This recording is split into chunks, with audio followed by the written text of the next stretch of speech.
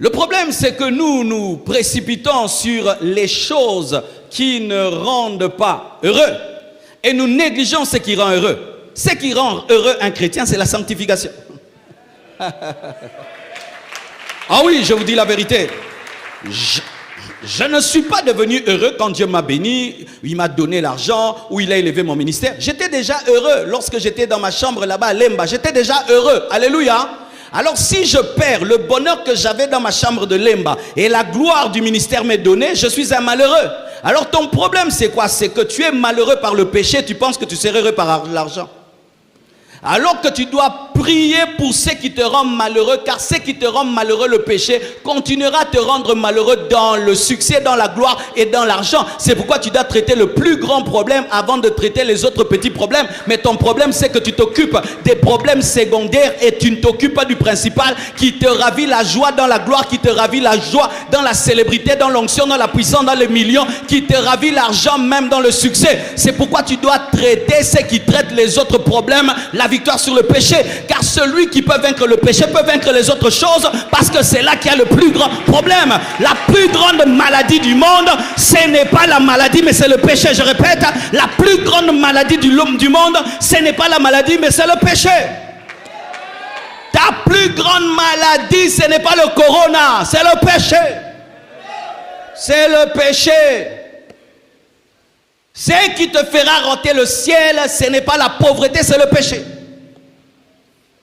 Ce qui te fera rater le ciel, ce n'est pas la maladie, c'est le péché. Ce qui fait même tarder ton exaucement, ce n'est pas le manque de prière, c'est le péché. Parce que tu pries déjà beaucoup. Au Congo, nous prions déjà beaucoup. Trop même. Un jour, à l'école biblique, un professeur est venu, nous a donné cours. Il venait des États-Unis. Et puis nous a dit de faire un devoir.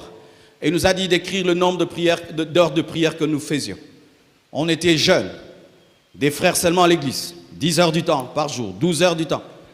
Il a dit, quoi? Vous êtes des pasteurs? Non, des frères seulement. 10 heures. Pourquoi vous faites beaucoup d'heures comme ça? Prière.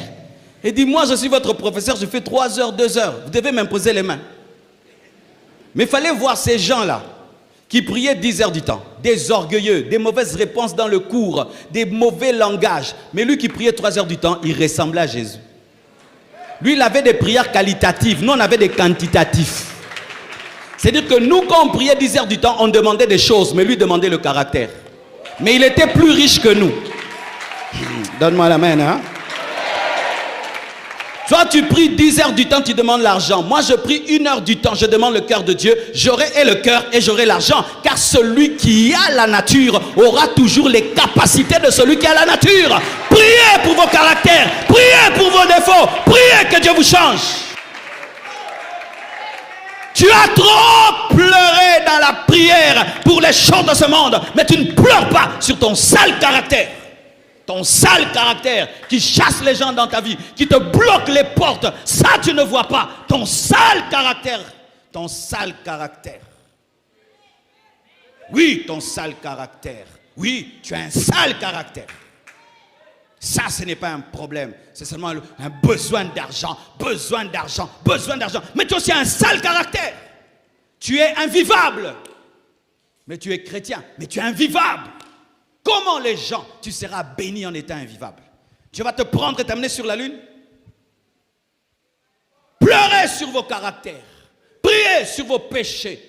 Quand tu regardes Jésus, tu regardes, pleure. Enfin, que ce qu'il est, tu le deviennes. Cours vers la perfection. Lorsque Paul disait qu'il courait vers la perfection, c'était vers quoi? L'argent ou c'était vers le caractère de Jésus? Les chrétiens.